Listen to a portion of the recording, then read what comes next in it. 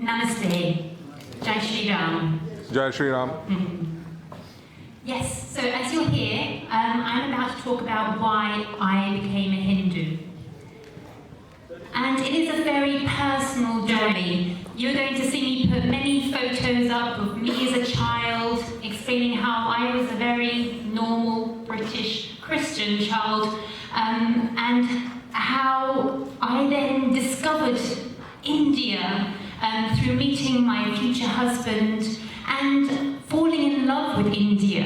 At first quite superficially, the food, the colour, but then learning more and more about Hinduism. And so you'll be accompanying me on my journey through Bhakti Yoga, through Gyan Yoga, through Raja Yoga, and finally Karma Yoga. And these are quite, still quite infantile experiences. I've only, been a Hindu for about 3 years now, so I am by no means an expert, and I'm not going to do Hinduism the disservice of trying to explain what these mean. I'm going to be reflecting on my personal journey, everything that I've been feeling and realising along the way.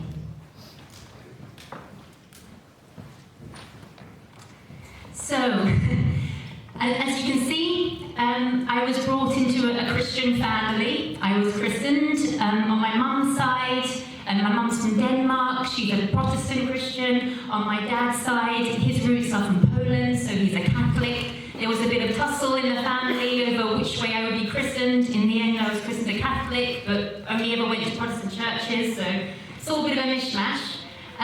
Went to the local village school, which was a Church of England school, so we had prayers every morning, grace at lunch, and the priest would visit every Friday.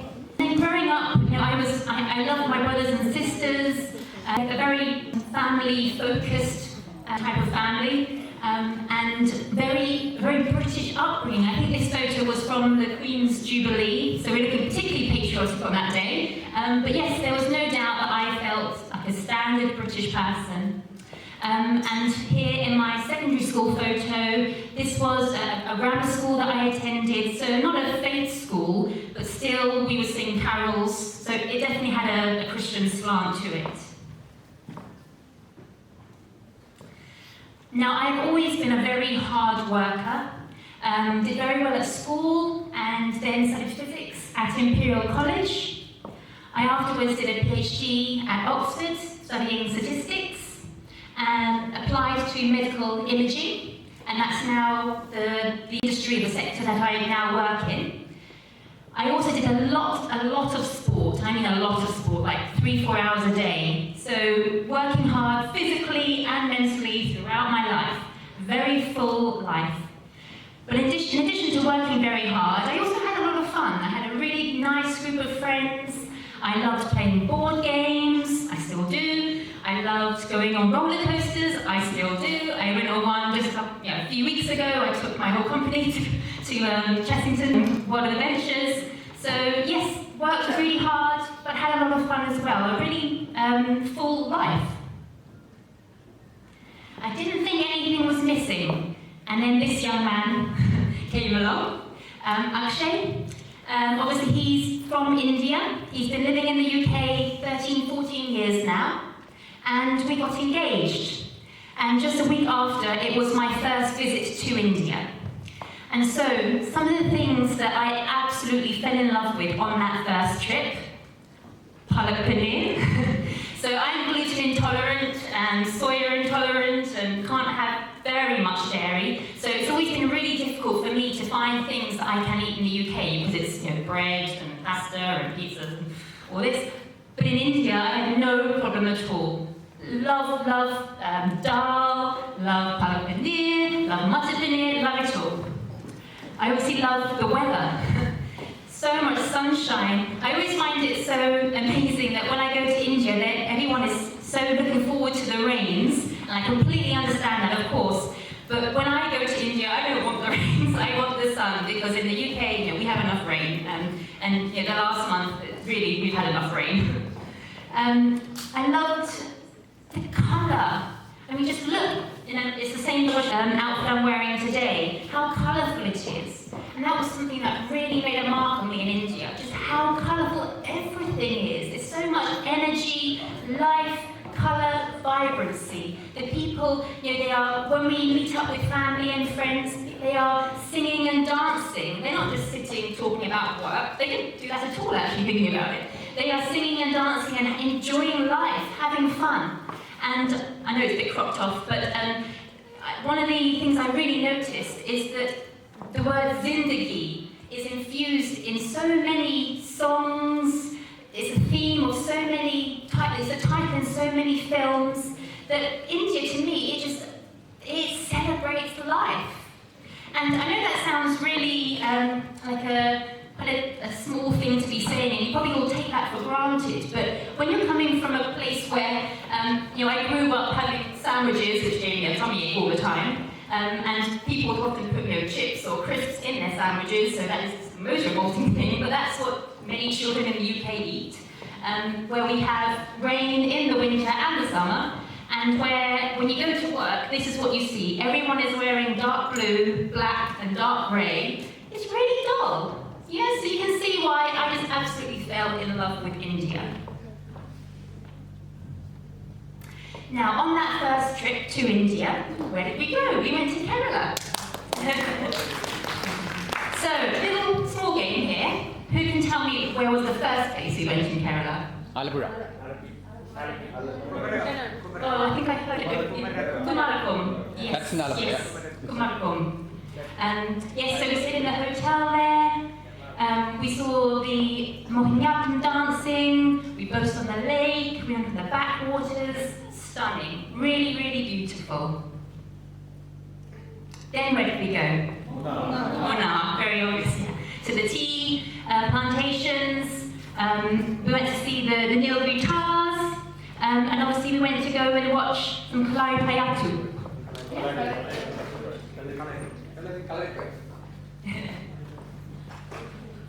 Next place, Kochi, yes, very obvious. And obviously here we went to see the local Kapikali performance. Absolutely stunning, such an experience, absolutely loved it. So, just a few months after that first visit to India, I returned to get married in India. And again, look how colourful our wedding was. The colours, the flowers, it's just such an experience. When I go to my Christian friends' weddings now, they just seem so dull. They're just wearing black and white, and it's all very sort of austere. But we had just like the most memorable wedding ever. And really my wedding was obviously like the first sort of introduction to Hinduism, I guess, at that point for me. So as I said at the beginning, what I'm going to be doing with you now is taking you on my journey to discovering Hinduism. And it is through my experiences of Bhakti Yoga, Kriya Yoga, Jnana Yoga, and Karma Yoga. And as I said, I'm not by any means an expert. I'm just reflecting on what I felt on this journey. So Bhakti Yoga. I guess my introduction to Bhakti Yoga was actually the Amar Chitrakatha comics. We had a whole stack at home, and I still read them. And I must recommend that everyone in the room, for children's birthdays, to gift them these books. They are excellent. I learned so much. We do. Whenever it's our niece's birthday, we send these books. Please do it. We also together watched the Ramayana series. And through learning about all these stories, I really came to appreciate, again, how colourful and lively they are, but just how beautiful they are, and how they are so complete, how they reflect on every single relationship that you can imagine, between a husband and a wife, between a mother and a son, between an uncle and nephew, and how they reflect on all of nature as well. There are so many poetic references to everything in nature, to the trees, to the birds, to the fish. Everything is so complete. And it's also so eternal. There is nothing that I have come across where I thought, not in today's modern world. That doesn't really, doesn't work anymore. Whereas in Christianity, obviously, there's so much that just jars with what we know in the modern world today. I have not come across that in everything I've discovered in Hinduism. So as you can see, I've got a picture of Parsuram, and I'm sure everyone in the room will know why I put that on here for today. Obviously, in the Treta Yoga, he threw his rocks into the waters, and from that Kerala arose. And that is completely consistent with scientific evidence, where they find fossils dating to that exact period, showing that yes, there was a very acute event that suddenly caused the land of Kerala to emerge from the waters. So it's so consistent with science. And I put a picture of Hanumanji because he is my Ishtadev, and I thought, well, I can't put a picture of Bhakti Yoga without putting my Ishtadev there. So some more photos of my experience of Bhakti Yoga. So this is our mandir at home, in the top left corner, and our puja thali, and this is us quite regularly in our mandir doing puja. But at Diwali last year, I had a go at Rangoli. It wasn't very good. Hopefully it'll be a better attempt this year. And then this in the centre here. Let me see if I can get this video to work. This was just a week and a half ago or so for Durga, revering the goddess. That's one of the things I really love about Hinduism, how we are celebrating the male energy and the female energy. And there's nothing more that represents that than, I feel, that little clip there.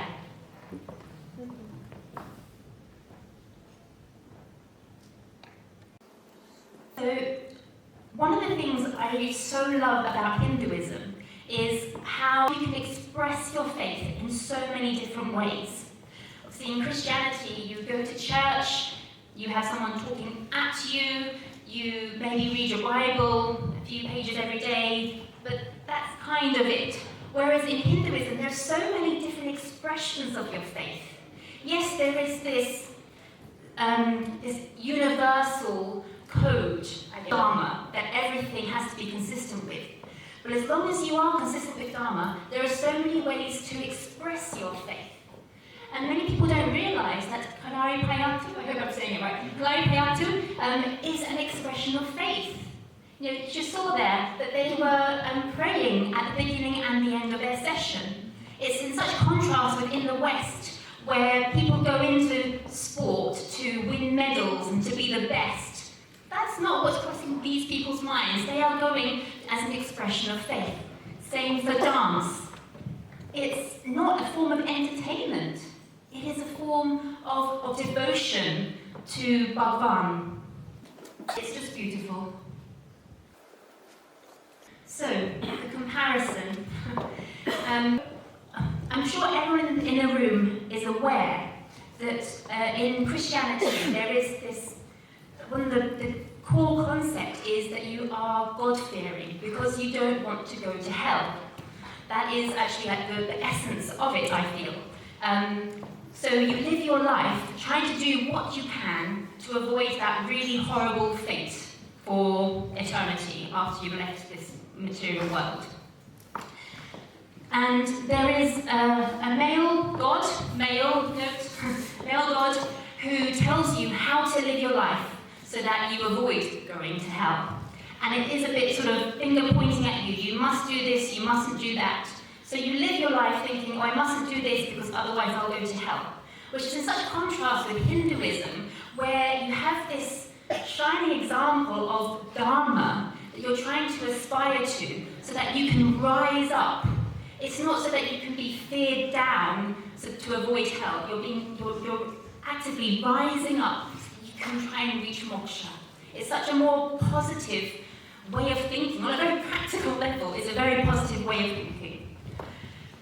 So in addition to having instructions from the God, who is quite a jealous God, he doesn't want anyone else anybody to be worshipping a different God, because otherwise you will be going to hell. That same dogma is passed down to people on earth, to priests who, again, you go to church and they're doing the same thing. They're telling you how and how not to live your life. It's not encouraging inquiry, debate, and yet Hinduism really does. As I said, there is Dharma, and there are many spiritual texts to kind of guide you. But it's up to you to work out your individual path so that you reach moksha. It's not, in many ways I find that this is quite sort of infantile because it's very sort of black and white, straightforward, here's what you do. Whereas Hinduism is, I feel, it's so much more intelligent. Now, I've taken a picture of our local church. As you can see, it's dark and dingy, so just returning to the idea of, I don't find that a very enjoyable experience. It actually kind of feeds into the whole oppression that I feel Christianity promotes. And then a picture of Galileo. So I'm sure many people in the room will know that he was a physicist, a mathematician from the 1500s who realised that the Earth is not at the centre of the universe. He made that observation. He was put under house arrest. Now, he was actually one of the lucky ones. He actually survived. He was put under house arrest for treachery. But many others were not. They were hung. They were thrown into fire if they dared to make such a revelation. And again, that's just in such contrast to Hinduism, as I said, that encourages inquiry, that encourages scientific thinking, and I'll be talking much more about that later on. And I just want to make the point that the word religion comes from Latin. It means to bind. Now, I don't feel Hinduism binds. I don't feel I'm bound to anything. Whereas, obviously, in Christianity, you're bound to a book. So, for me, Christianity definitely is religion. And yes, in today's modern world, we have to be thinking of Hinduism as religion, but for me, it's so much more. Just a couple of other little points to raise about why I was so deterred from Christianity.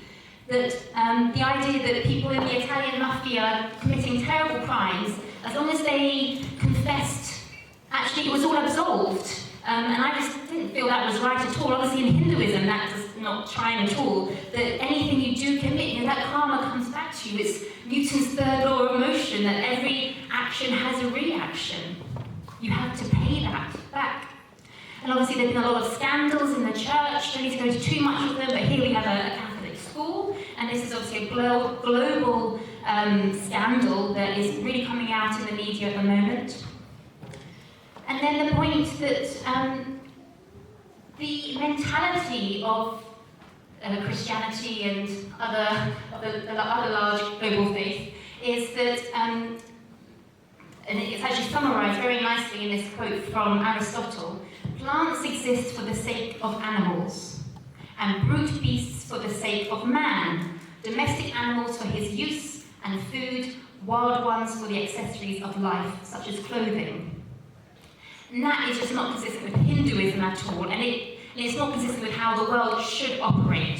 I gave you a little clip there from when the British obviously were still in India, and in a 50-year period, one taxidermy shop in near Bengaluru, in their records, they had 25,000 tigers come in and 30,000 leopards come in. And it's because of that that cheetahs are extinct in India, and elephants and rhinos and tigers are endangered.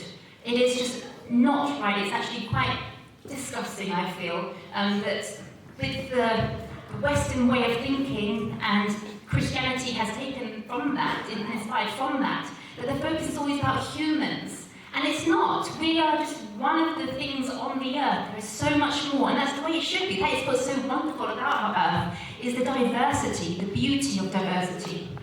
And just a little point to make that it's excellent what the awareness that is being raised about climate change and the environment. But again, in the West, it's very focused on so that it is a better world to live in for humans in future. But what about for the animals? That's eternal. It shouldn't be about us all the time. And I'm obviously not the only one who's had all of these feelings about Christianity, because if we can see the pink line is the percentage of the population going to church regularly, we're now at down like 4%, and the average age is nearly 60. So it really is dropping off a cliff. And yet, we look at India, where orange is Hinduism.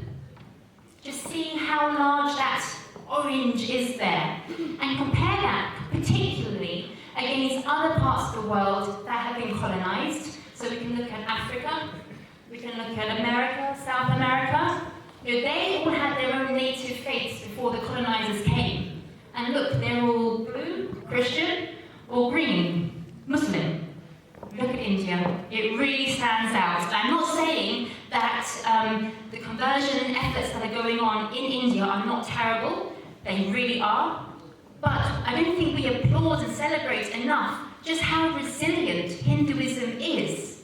And I think that really is, it just demonstrates the strength of faith that people have.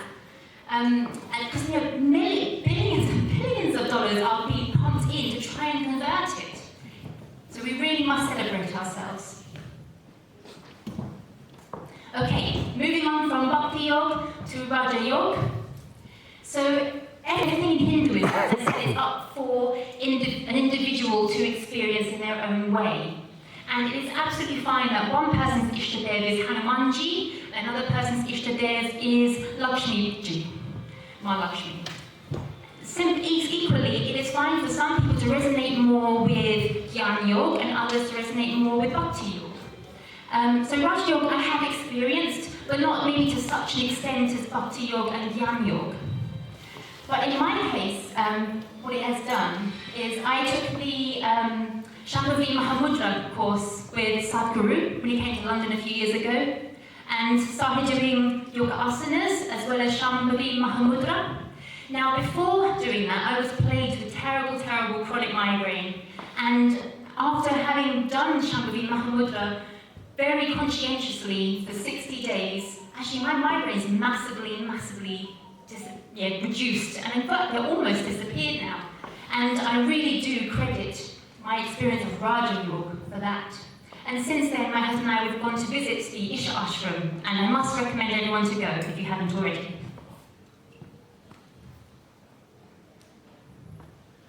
And Jnana Yoga. So I do feel I really resonate with Jnana Yoga. As you heard earlier, I am a scientist, and I feel it is very consistent with science. So firstly, Jnana Yoga, I just love how, compared to Christianity, where you have this God who is separate from you and everyone else is living in fear, I just love how in Hinduism, Aham Brahmasmi, we are all Brahman, Tattvam Asti, we are all that. There is no separation between us. The love of the consciousness of the world is within all of us. It is so inclusive compared to Christianity, which is dividing God from people, and between people, people will go to heaven and people will go to hell. Hinduism is saying that everyone is saved. Everyone will eventually reach moksha. They're just taking their own journey there. I find that just so beautiful. So moving on then to the science of this.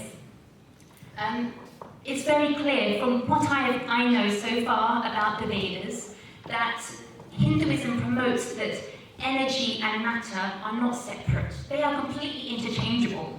And to me, that is E equals mc squared, is it not? So once again, science is corroborating what is written in the Vedas. And I'm sure many of you will know that actually quantum theory is very consistent with the Vedas, and in fact has inspired some of the founders of quantum theory. So here we have Schrödinger, one of the grandfathers of quantum theory. He admitted that he was inspired by Vedanta when conceptualizing wave-particle duality. And in fact, the idea that Hinduism, I feel, is like science plus plus. If you think of Christianity as being a very rigid dogma, science as being observing the world going on, and drawing conclusions from that material, those observations of the material world. Hinduism, I feel, is that you are experiencing your interaction with Brahman, and from that you are able to make observations on the world, on the material world. And in fact, that is consistent with what happened, where the rise of Hinduism came, that the rishis were sort of divinely gifted through their yoga practice. They were divinely gifted this knowledge, the Vedas. And it is for that reason that they were able to make observations on the material world, the Maya in which we now live, that are now being corroborated through modern day science. So the fact that the Earth is round, that the distance between the Earth and the Sun, all of these things, the age of the universe, these are all things that they observed, and through modern day science we are now corroborating. Just a little mention, obviously, about Kerala in science. I'm sure many of you will know about the Kerala School of Mathematics and Astronomy, and just about how many amazing discoveries came from Kerala. So for example, pi, the number pi, 3.142, blah, blah, in the Kerala School of Mathematics and Astronomy, they got it correct to 11 decimal places back in the 14th to 16th century. They were also derived the expressions, the power series for the geometric infinite series, and expressions for the series of various trigonometric functions at least 2 centuries before they were rediscovered in the West. In fact, many of the functions that we know now as Euler, that I learned in my physics degree, they actually are credited to these people centuries before they were discovered by Euler. And I feel that one of the reasons why this was able to happen in Kerala is firstly they weren't being hounded by a dogmatic faith, they were given that freedom to explore, but also because Hinduism, I feel, actually it gives you a different perspective on the world to allow you to think in a slightly abstract way. And that is why I really honestly feel that it will be Hindus who solve the biggest remaining challenges in physics in the future. I honestly believe that. And just a little mention about how Gyan Yoga really helped me on a personal level. So, as you saw earlier, I've always been quite a resilient, fulfilled person, and a very happy person. But I honestly feel that Gyan Yoga has taken me to a new level that I never thought could even exist when it comes to sort of practical mental resilience. And I think that's partly because Hinduism thinks in such massive timescales that you realise actually your role in this is quite small. Everything that happens to you, it's much easier to brush it off compared to a Christian who feels you're only put on this earth for those 70, 80 years, you have to fulfill everything in your life in those 70, 80 years, otherwise you're a failure. That concept doesn't exist in Hinduism because we'll come back. Now, as I'm sure you all know, Hinduism doesn't convert. And I think that's a real shame, but I'm not saying that we have to go and do that.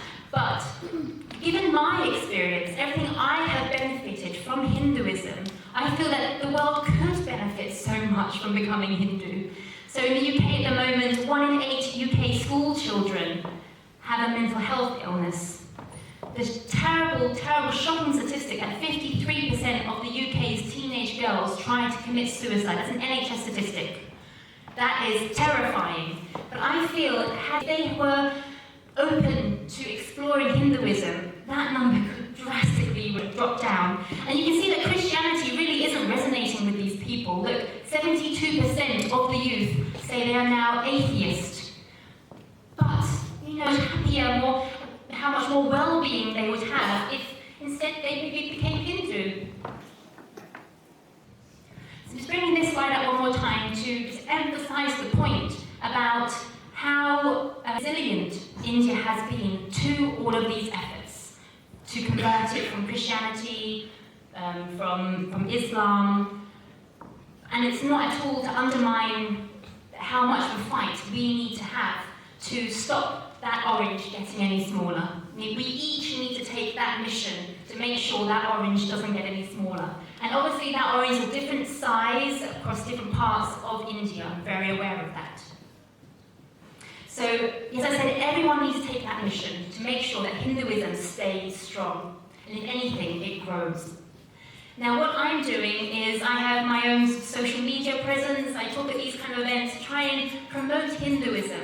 And I feel that everyone should be doing their thing to do the same. So if you, for example, go onto English for Hindus, you'll see that I make many videos. I try to appeal particularly to the youth, challenging some of the misunderstandings around Hinduism that are just falsities, and really promoting everything, all the positives of Hinduism, and it is a very, very positive thing. So please, if you have time, please do go and subscribe, watching my videos. You might learn a few things. Normally my speeches are very filled with facts. This speech is quite different because it's about me, but hopefully you'll learn a lot. So yes, I think everyone should awaken the Mahashakti within them. We all need to be battling to fight the adversities of Adharma. And that is my speech. Thank you very much. I hope you found it useful or interesting to hear. Maybe something completely different to anything you've ever heard before. Coming from outside and seeing Hinduism in this way is probably very different from how perhaps you see it because you were born in it, that's what you know. But that's been my very honest experience, so I hope you found it interesting. Bahut dhanyawad.